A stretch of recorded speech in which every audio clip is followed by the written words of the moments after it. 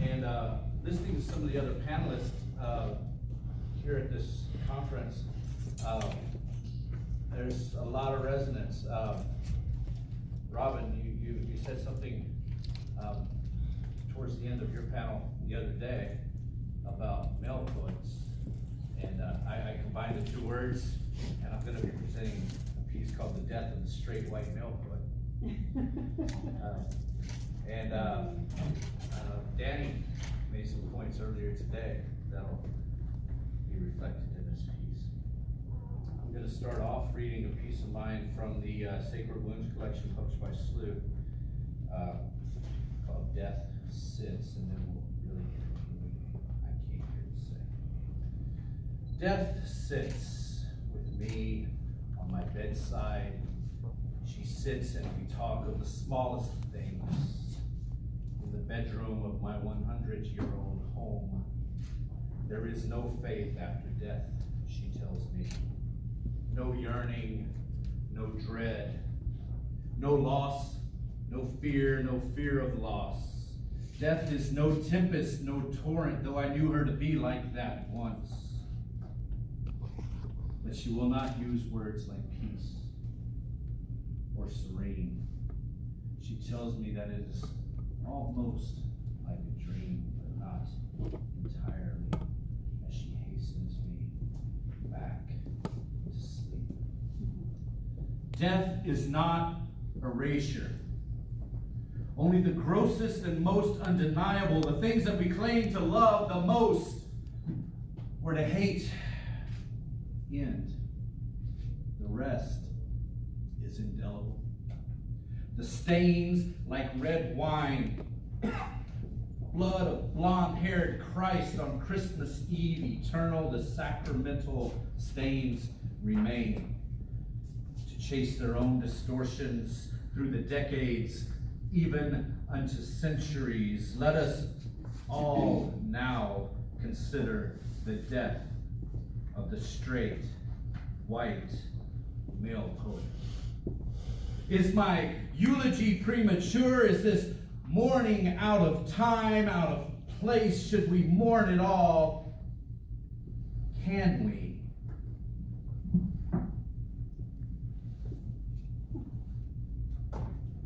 Crosses in the bar ditch.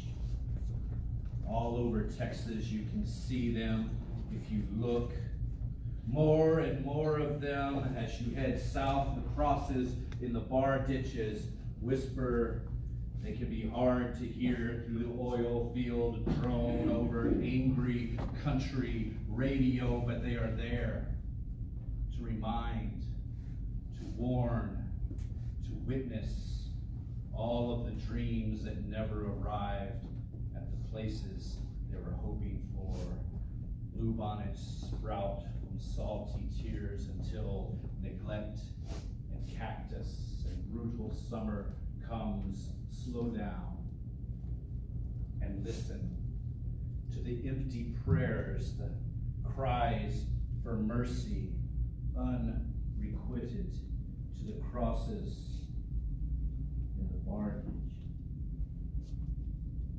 Let us now sing a dirge for the death of the love poem penned and pining for the fair-haired, vestal, virgin, feminine, unrequited, the death of hometown homage, celebrating water tower towns and pickup trucks and hunting wildlife with the patriarchs every autumn, the death of meat-fisted examinations and projections upon the other, the uncivilized, the unchurched, the savage, the deviation from the norm, the pervert, the norm that was the straight, white male poets to define.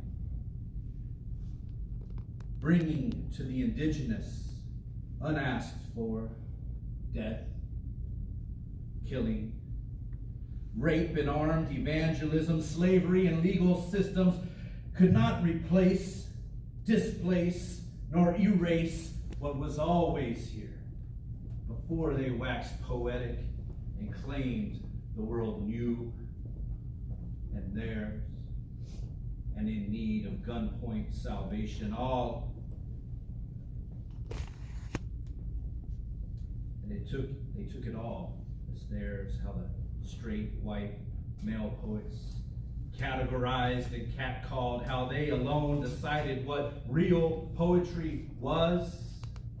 What about hip-hop, street pops? What about the sun dances and magic Sufi nights? Jazz, rock and roll must be the devil's music to straight white male poets.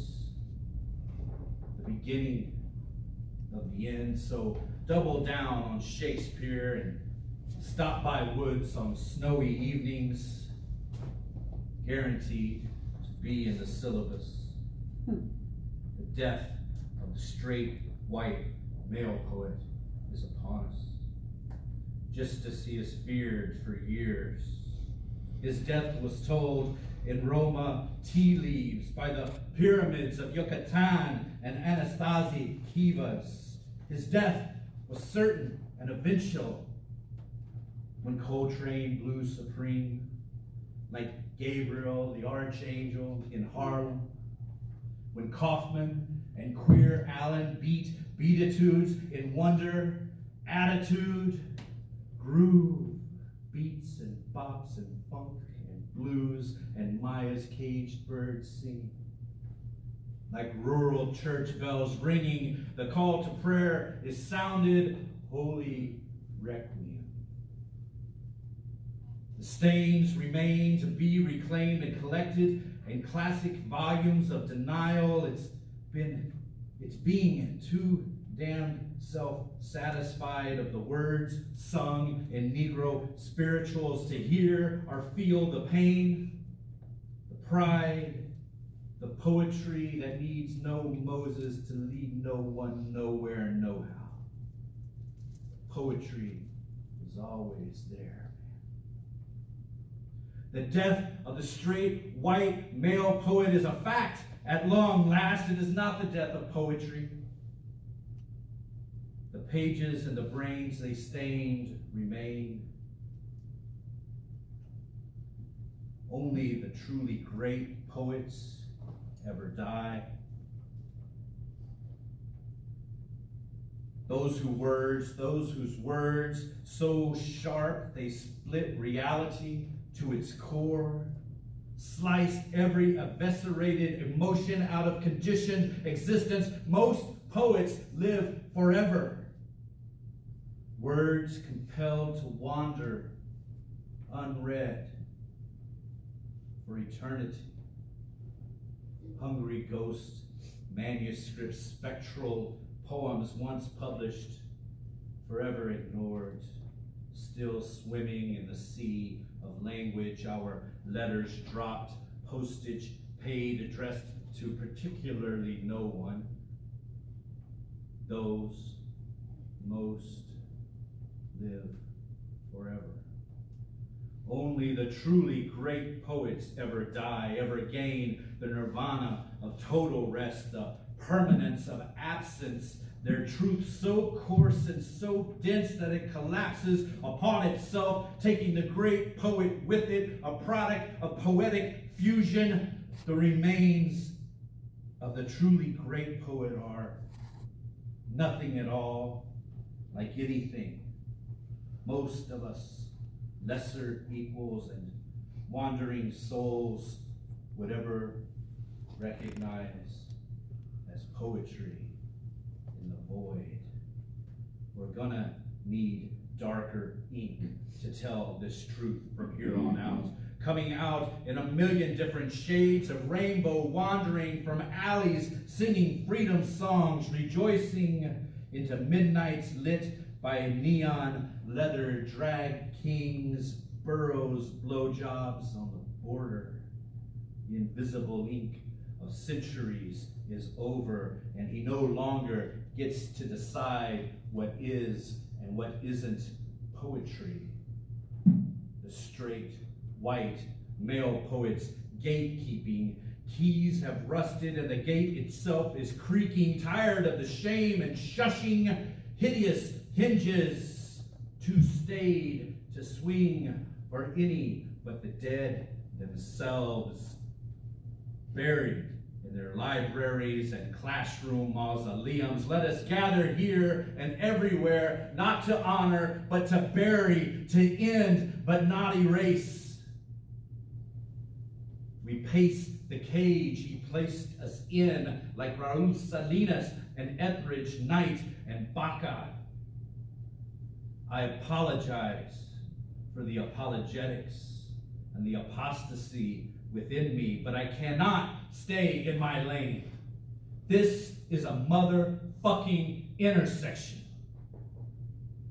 and it always should be.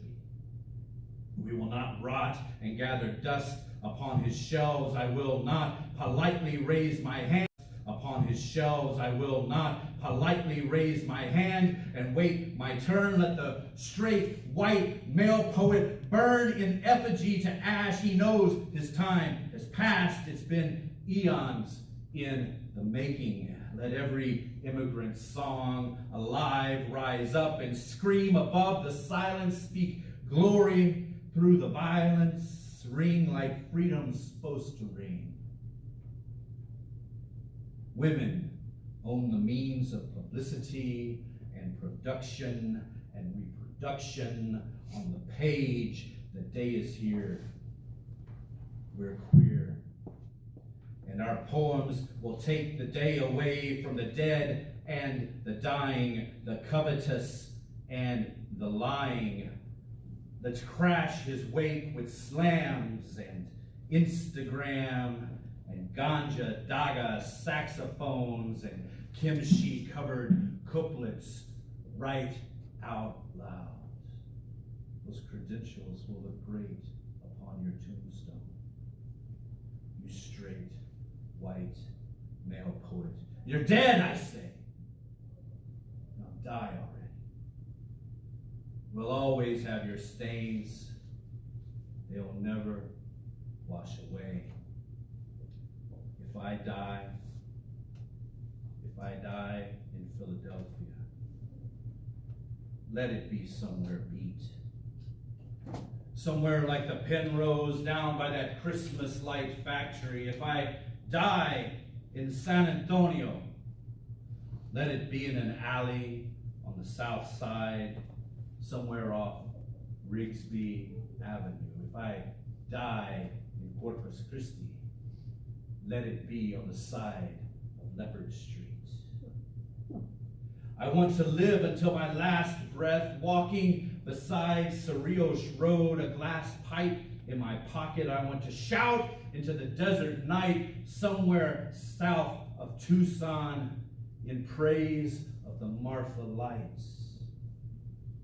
Let me stow away on a C-17 with soldiers heading home. Let me listen to their stories of youth and truth. Let me wander off to Jupiter. Then catch the Sunday red-eye back. Let me swim in a tumbler of bourbon somewhere a little north of Little Rock. Let my body lay in state with William Burroughs and Emiliano Zapata at the Echo Hotel, room 508, or in a Copper Canyon hostel in early spring. And the day after I die,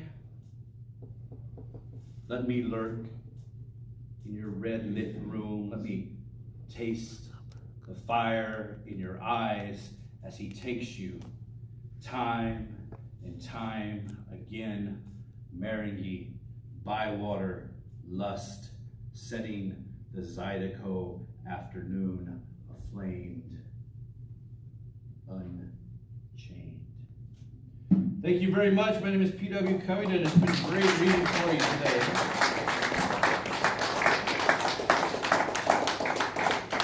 Thank you, Tom. Thank you, everybody. Thank you, P.W. I want to explain, too, that we were supposed to have 2 more panelists with us today, Julie Chappell and Hank Jones. They're a couple. Hank teaches at Tarleton State University, and he drove from Stephenville up to Oklahoma where Julie, they have another house there. And on the last 20 minutes of the ride there, a deer hit the car, or the car hit the deer and dented the fender, and so that was their only car, and I told them don't bother renting a car. So they were supposed to come and read as well, and I'm sorry they're not here tonight.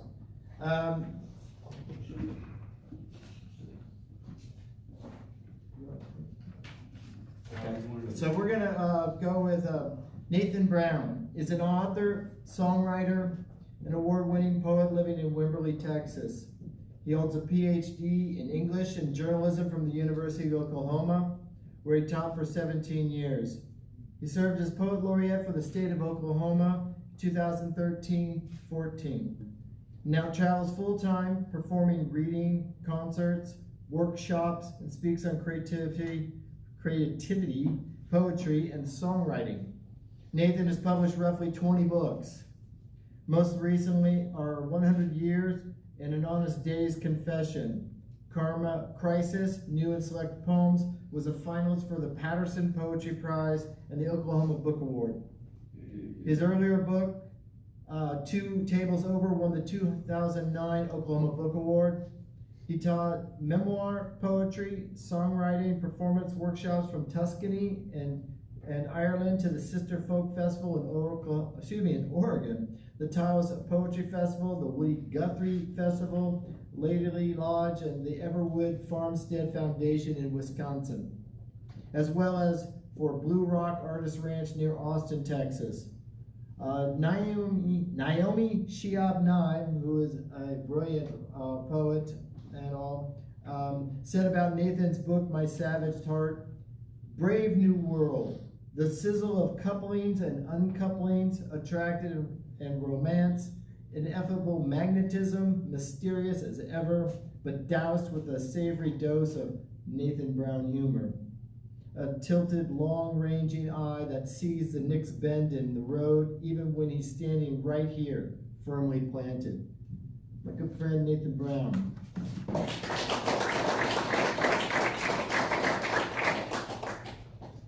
Thanks, Tom. I'm going to start with an observation that was made by Ezra E. Lipschitz, a very white, very straight, very male poet.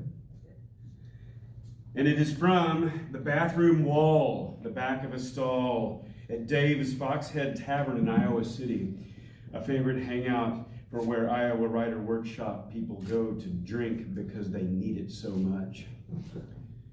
And he scratched into the bathroom stall door is, the afterlife will be the same, but without pool.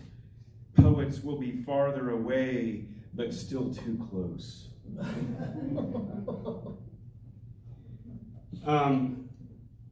A while back I had a book that came out of all 5x7 poems that had to fit on an index card. That was the requirement for the whole book.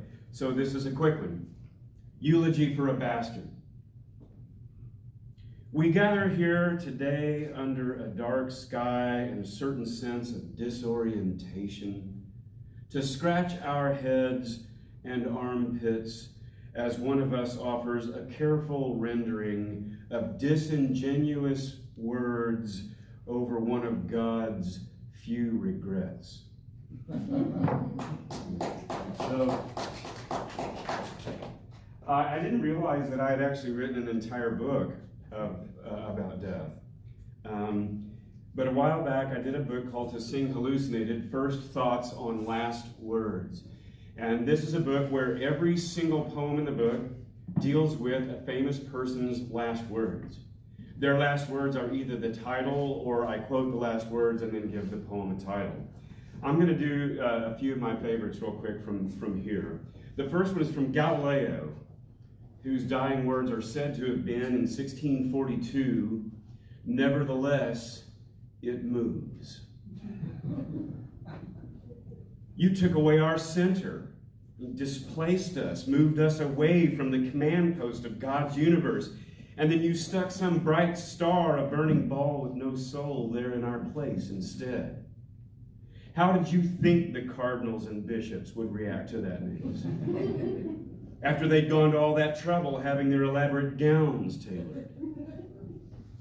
Not to mention the huge expense of those great and gaudy hats. Maybe at 69 you saw a certain allure in the conditions of house arrest.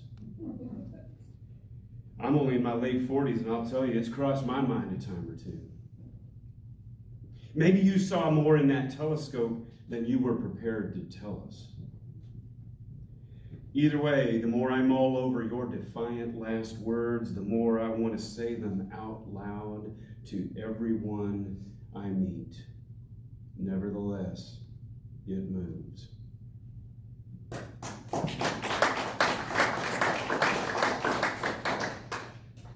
Among my other favorites in the book was absolutely Mata Hari.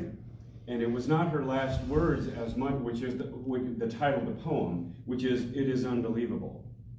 And that is said to have been her last words. But with the Mata Hari, it was her final gesture that took my breath away. It is unbelievable. Mata Hari died in 1917. It is unbelievable, I suppose. Gravity. That we adhere to a carbon ball. The immediacy of bias in the news. A blueberry's power to stain cement. Birth. The popularity of reality television. Kardashians. Unbelievable. Styrofoam. Aerodynamics. Congress. Pork. That coffee one day met up with cream. My daughter singing. Unbelievable. Fermentation. And that Mata Hari blew a kiss to her firing squad.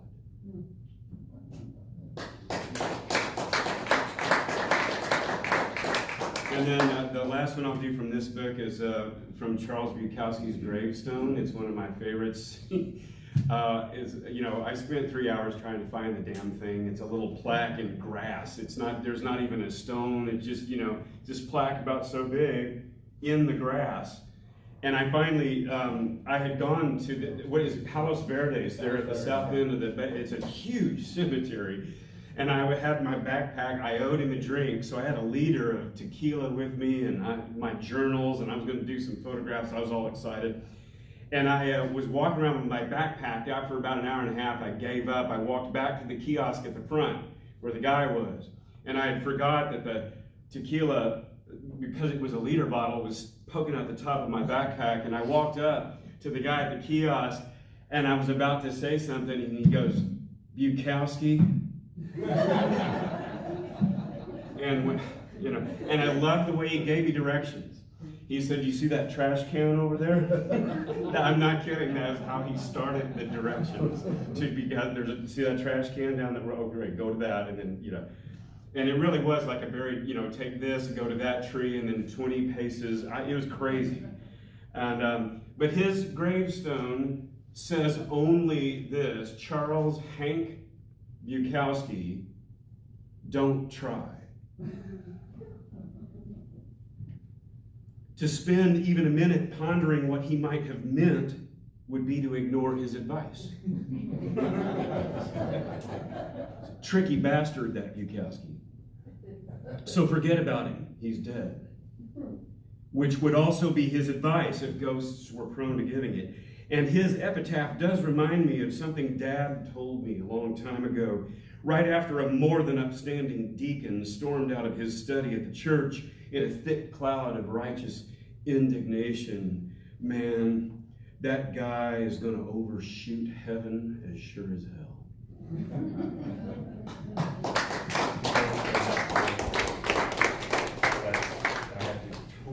So to revisit Ezra E. Lipschitz quickly, songs are more interruptions.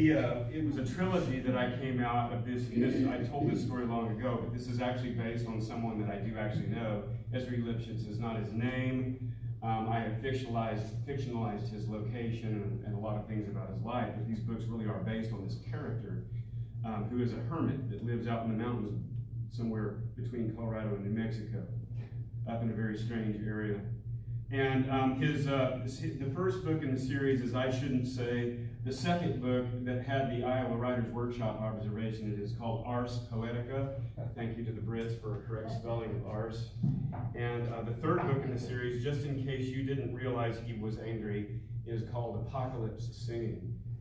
And I just do a couple from this one very quickly. The first one is Beam Us Up.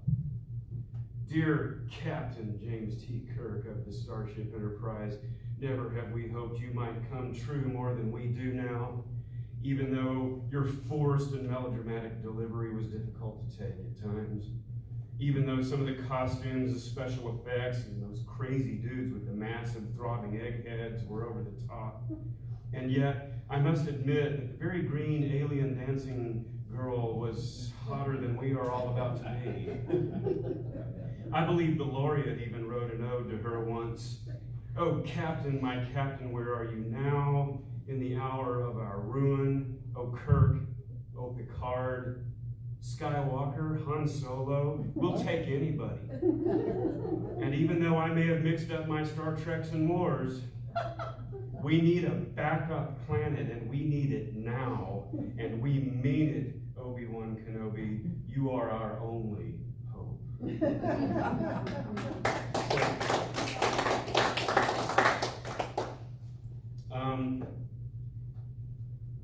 This is one called Who's Who.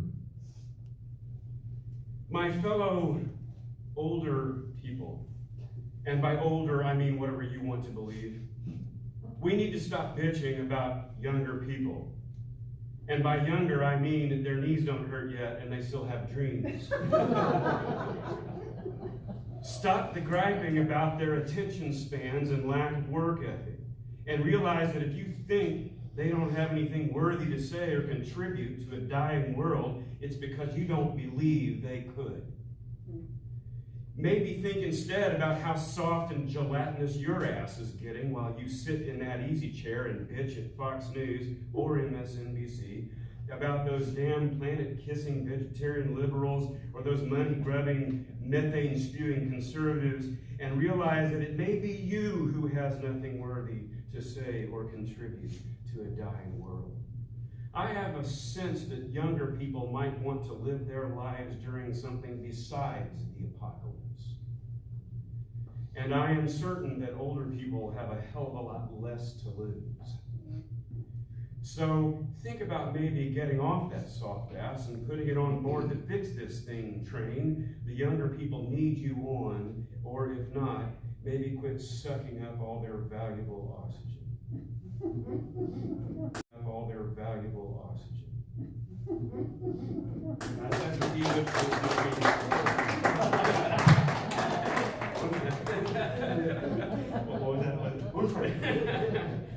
And so PW you read something you just wrote, right?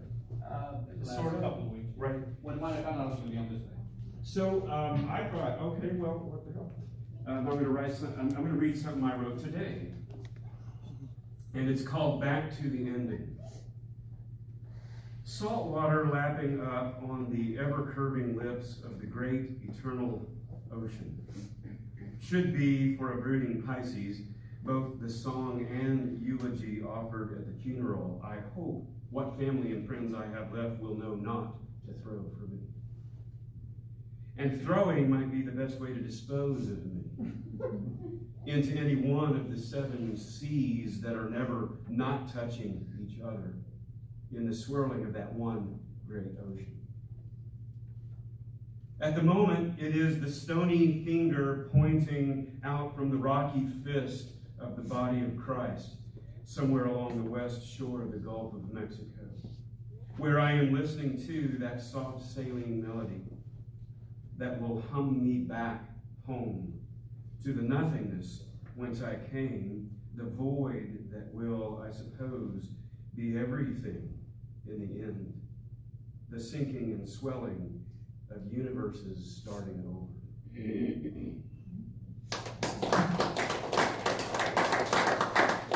And so I'm going to move here towards my 2 most recent books.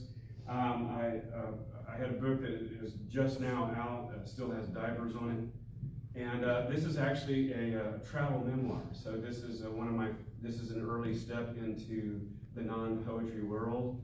However, I'm a poet to my core, so a poem or two wound up in it. I couldn't help it.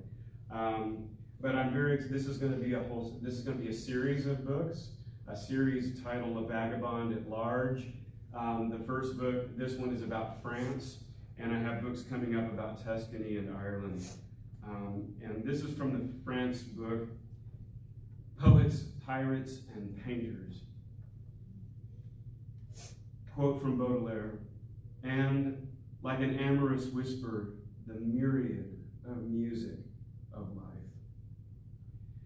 Don't bend down too close to the ground here in Paris. All the dust, disappointments, and funereal unrest of its poets and pirates and painters, alive or dead now for centuries, will begin to whisper for you to come closer, then a little closer. There will be a secret they want to tell you. Quote from Céline. The people in Paris always look busy when all they actually do is roam around from morning to night. If you put a hand over your eyes and stop gazing in the window of the Louvre or up at the Arc de Triomphe, you'll hear Cézanne muttering, "We live in a rainbow of chaos." Or Monet's mournful lament, "My life has been nothing but a failure."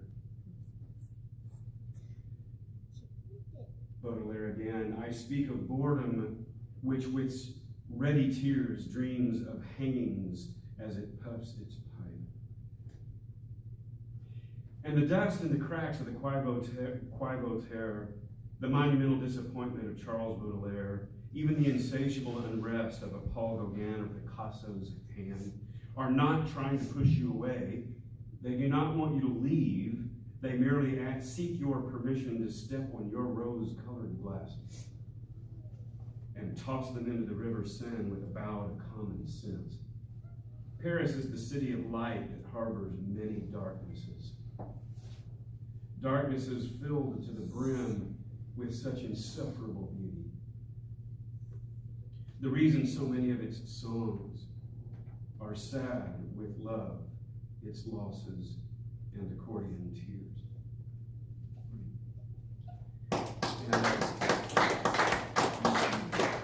So I want to close with a few poems from my newest poetry collection, and this is called 100 Years. And this is a book in which what I did was I wrote a poem about every year of life. So I chose a separate fictional someone, male or female.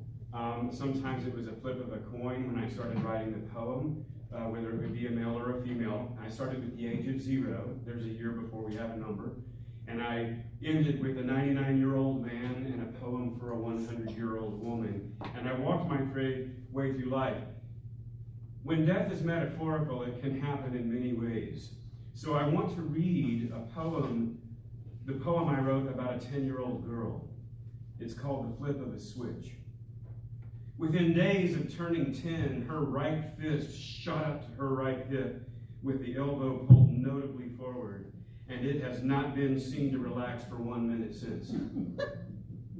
To go along with that, her eyes have taken to rolling upwards with the drama and force of a Titan's blazing chariot dragging the sun behind it. And since her voice is steadily rising in pitch and volume, everyone else in the house feels like a hostage now. All of us waiting nervously to see how this pans out.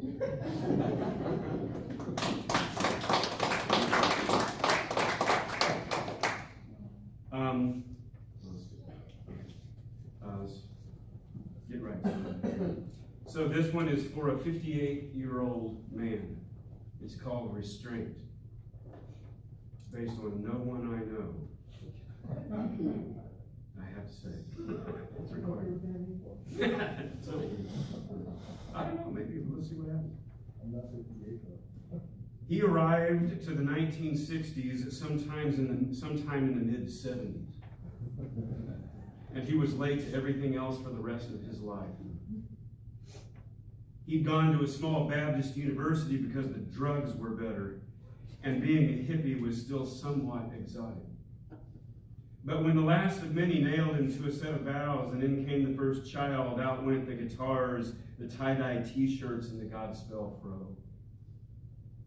From there, he went slowly and carefully insane, since up to that point he'd been faking it. He's worked in some strange way for the government through a string of decades and 4 more children whom he loves dearly and devotedly. And now at 58, he's alone for a bit on his back porch, feet propped up to a sunset and a glass of red wine. And realizing for the first time he's accomplished at least one astonishing feat in his life. He is a serial killer who never acted on the impulse.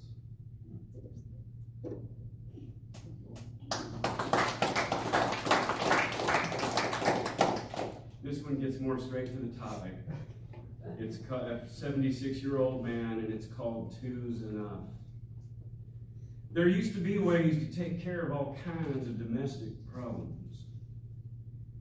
When old folks caught certain diseases, this or that, whatever, they'd just up and die that day.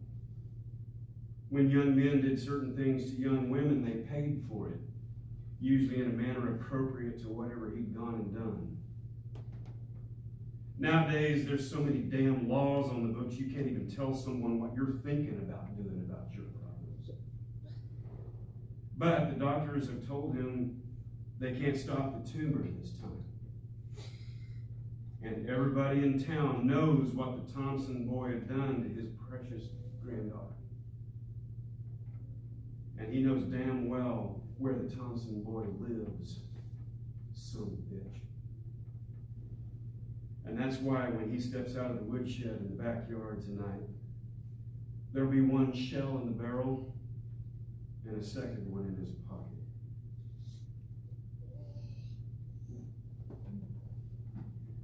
"91-year-old man. The doctor told him decades ago he needed to quit the daily scotch with a cigar. They were both bound to kill him in 2 different ways.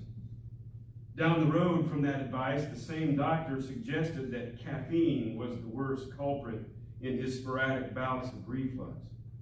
He'd said thanks and ignored it. After that doctor died, the new younger one expressed concern over the recent marijuana habit, which honestly is no such thing. He just likes a little hit of the stuff now and then, since his son-in-law had introduced him to it during the cancer treatments about 25 years back or so. My God, had it been that long? Anyway, both doctors are dead now.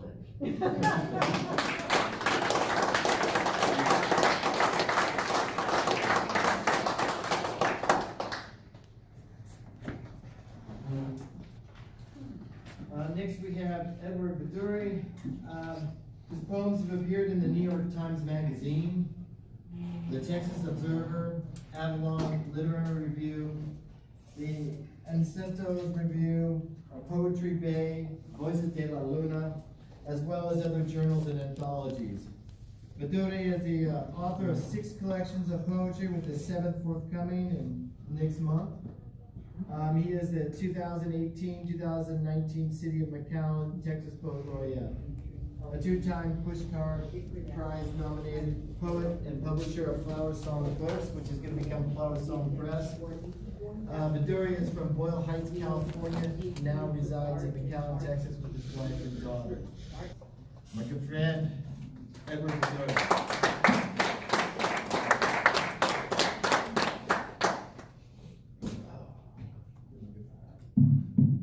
So when I was invited to be part of this panel about death, I was like, why me? I don't write about that stuff, right? So who knows death better than a possum, or pretends to know it better, right? So I'll just get straight to the poetry, or otherwise I'll ramble on. This one is titled, He Lay on His Back, as if searching for the stars, motionless. His mother bore him in an oval tub with the help of a doula. en agua, sin painkillers. The killer caused pain to rain on her, como lluvia, like acid rain through her skin, like seeing the other side of the street through his head.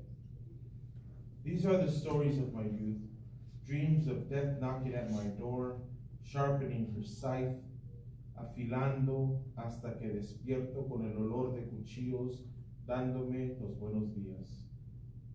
They threw this kid through a window. Los chuecos called it a suicidio. We don't know suicide. Suicide doesn't chase you up 4 flights, then out the window. Suicide happens when it happens, without fear. He lay vertically on his back, searching in the night's distance, but all he could see was the beginning of a new rainstorm. They looked like stars for a moment, up there, coagulating, like his blood forming a river down the gutter. This is how I'm going to die. I'm driving 40 miles an hour south on Bicentennial this morning, listening to Believe by the Bravery, and I don't hear the sirens approaching, nor the coming of the train. This is how I'm going to die. But maybe in August of another year. I'm still writing and I have a stack of books to read. My daughter still waits for me to come home after work, and I haven't seen my mother in a while. And the train will be coming real fast like in the movies. In the train, a cargo of important metals, maybe even parts to make a new shopping mall. Shit, I don't know what trains carry anymore. Maize, dirt, fuel, coffins. I'll have had a perfect cup of coffee, and my house will not be my home anymore, nor my books need reading. I won't have any cigarettes to smoke. The big tree out front would seem to be looking away. All the homes as I drive by will have their eyes shut. Every light as I drive green, as if pushing me away faster. I will pass by a man's shop with a sign that says 70% off all men's suits, and I'll know which mannequin I'm wearing to my funeral. Trimming the dead. Between 8 and 9 a.m. is when I'm all right with the sun. When she is gentle and warm on my skin as I start my day, filling the water, bowl for the birds, refilling the seeds for the squirrels, trimming the dead from the plants, and picking up trash that may have blown in or tossed by man. She knows it and kisses me gently on my arms and neck, but only for a bit.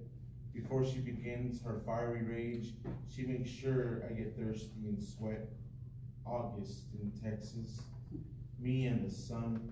August in Texas, me and the sun.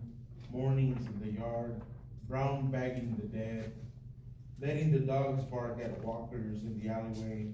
So much commotion to start the day, but if you listen closely, the real noisemaker is right under your feet.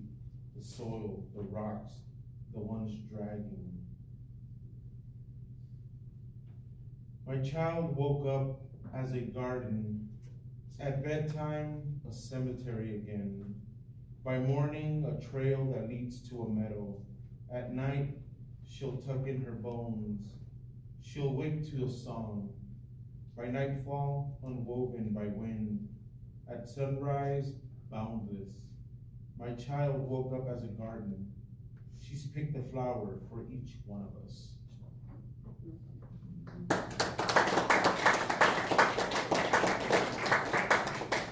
So when I think of death in many things, not just human death, but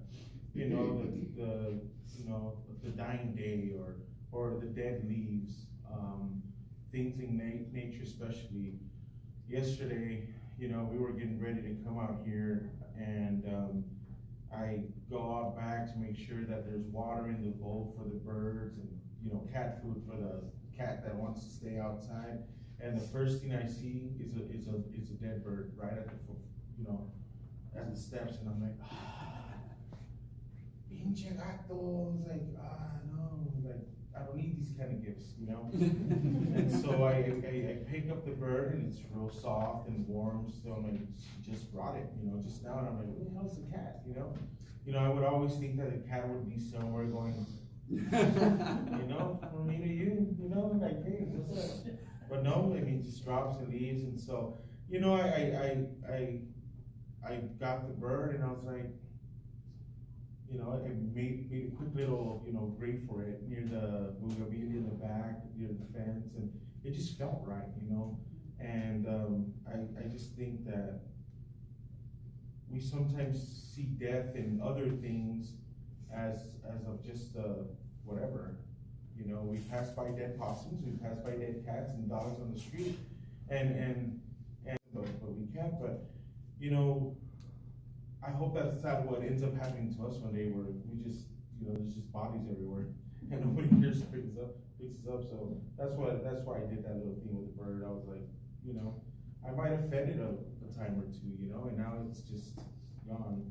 So I do write a lot about death, you know. And here's one that I wrote. It's titled "Laid to Rest."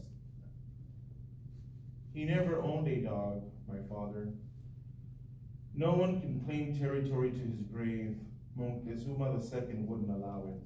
I promised to cover his body with peach and avocado skins. His face will be washed with pomegranate drops from refugee children's fingertips. And I'll let his cotorro fly north, never to return. The priest will cover us all with incense and holy water and pray.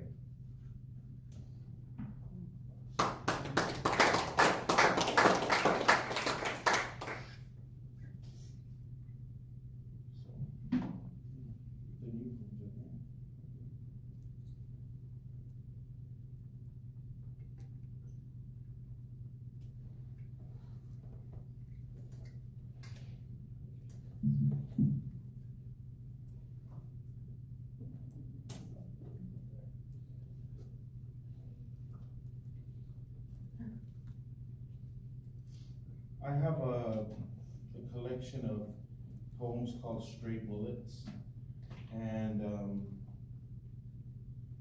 there's a, you know, I grew up in Los Angeles. I grew up in the projects, and so I was thinking of a list. Is there a list that you can write about death that you can remember, you know, and you know, it's some real, you know, trippy stories. There was one friend who was getting a tattoo done, and while he's getting a tattoo, some guys just showed up and opened the door and, you know, shot him.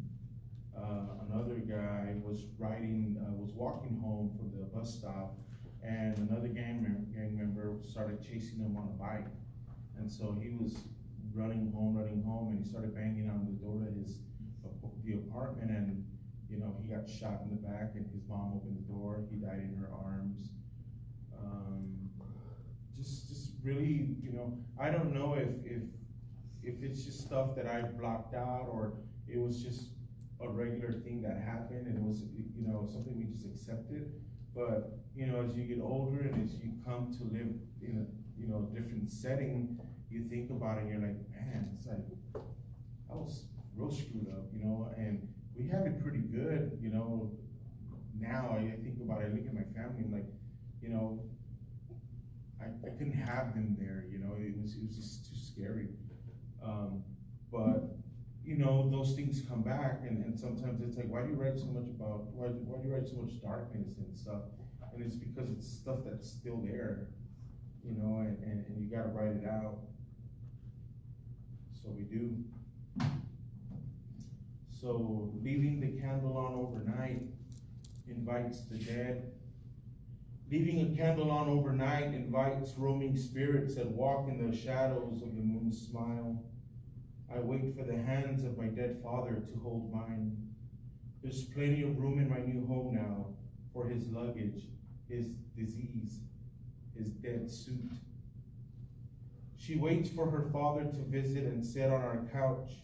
She bakes a chocolate cake in her dreams with strawberries, just as he loved. She has a placemat that's been empty for too long now. I see him with his long fingers to his mouth, telling me not to wake her. He loves her silence and sound sleep. He cries into her hair, then walks slowly through the walls. On most nights, the granddaughter goes to bed not knowing, while she sleeps and dreams of dance class and storytelling. One man sits at her side feeding her mangoes. The other man sits at her feet trying to communicate in a language that was forced back to the jungles of his country. He begs to be called abuelo.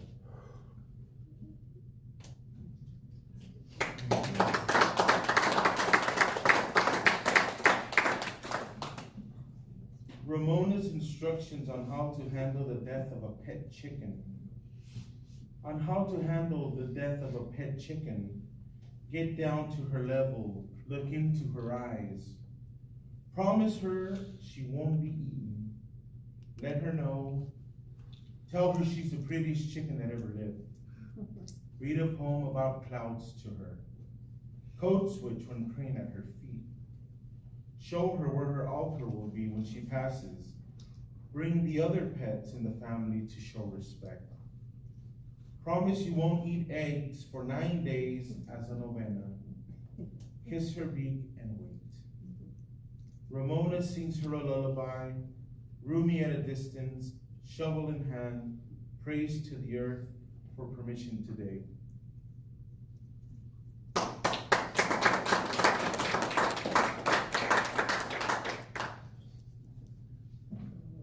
Ramona grew old, very old. Spent some of her days on her stomach, ear to the earth, listening for the many souls of purgatory she prayed for daily at 3 o'clock. She still has her whiskey straight, with a loaded gun behind the bookshelf. She loved her garden. There, she grew exotic fruits and vegetables to feed the orphans that snuck under the lattice fence on the side of her home. They never age. The children have looked the same for years. She never asks questions, and they never spoke. Nowadays, Ramona sleeps like a tired lung. Her dreams are in slow motion. Rumi comes to her in dreams. He slinks and follows her, footsteps in the sands of purple nights. He's passed on, drawing her landscapes and pens, abstract love letters in the clouds. He sent her wild winds and rains that help in growing wildflowers. Rumi, the cold front, the heat wave, the retrograde, the supermoon, the high tide, is constantly reminding her of nature and a bigger presence, and the best time of year to enjoy pomegranates and avocados. He waits for her in no rush, with a glass of whiskey and a cigar.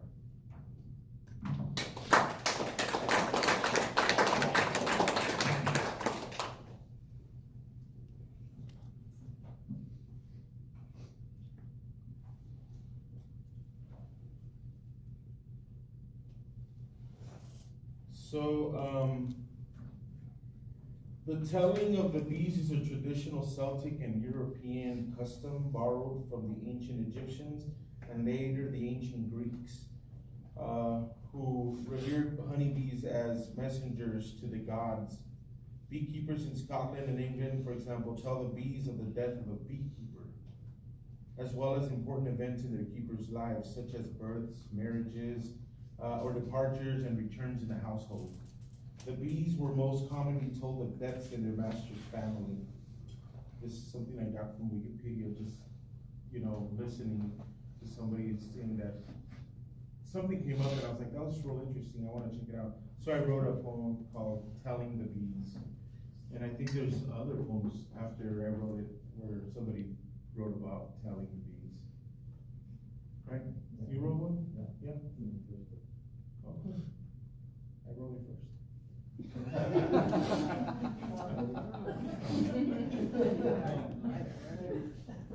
Some of that. I haven't read your book. It's fine. I read your second book. No, I'm just kidding. Telling the bees. I'll knock on the beehive that hangs outside your house, near the tree that hides stories of a noose that silenced every leaf this summer. I'm telling the bees, I'm telling them about the day comedy committed suicide and every depressed person walked the streets in procession, pouring their sadness into the gutters that also washed away the dark crimson from Eric Garner's neck, from Emmett Till's eyes, from Octavio Rojas Hernandez's journals, from my dad's vomit into the eyes of cancer. I'm telling the bees of your departure into the arms of the trumpet's wail, of your heart's mischief with the decorated hero's tainted star and the riffs of the cover band's mute guitar strings. I'm telling the bees, I'm whispering, I'm singing it to them, I'm telling them, interrupting them as they sting me one by one. I'll make them listen to me. I'm telling the bees gently, but I'm telling them that when you return to just walk right in, I'll be producing honey in the back porch. I'll be making it sweet, producing a sweet, fresh batch of welcome home, my love.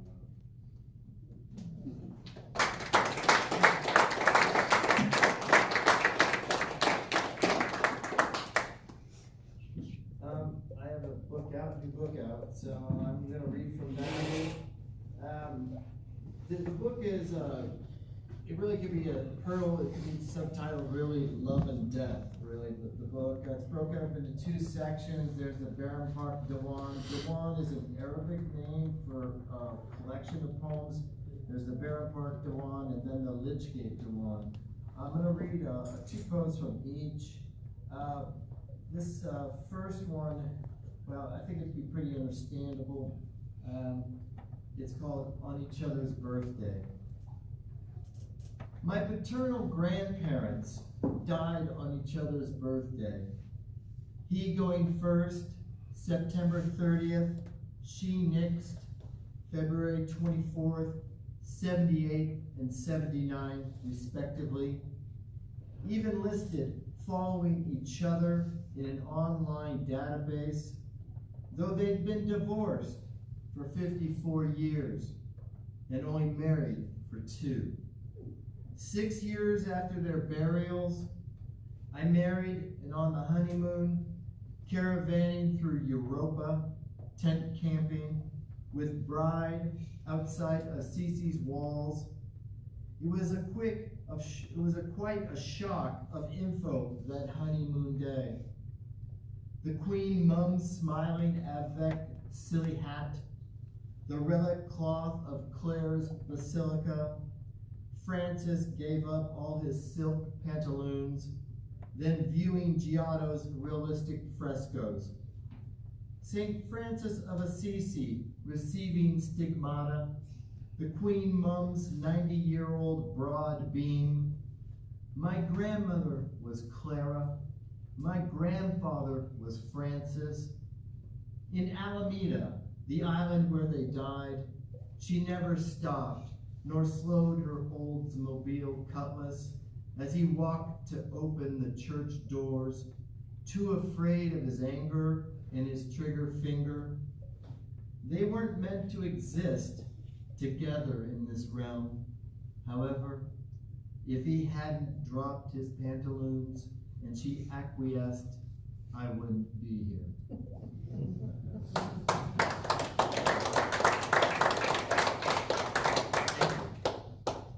And this next one is in the Baron Park section here, and this is about the finding out my friend that we had grown apart from each other, but we spent a lot of time together, Tom Berry, when he died.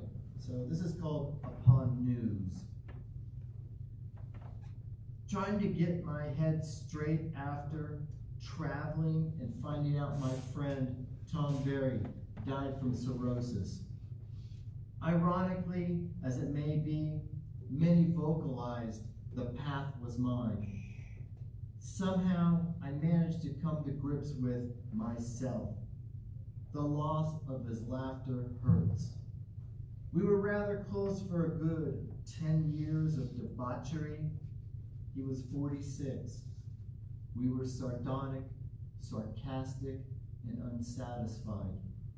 Silly as it may be, I'm still that way, sans the daily drunkenness and drugs. The edge is purely a mental state of rigid tautness that still perpetuates the fight for breaths of life and a course hardly lit, as to stumble upon the moment.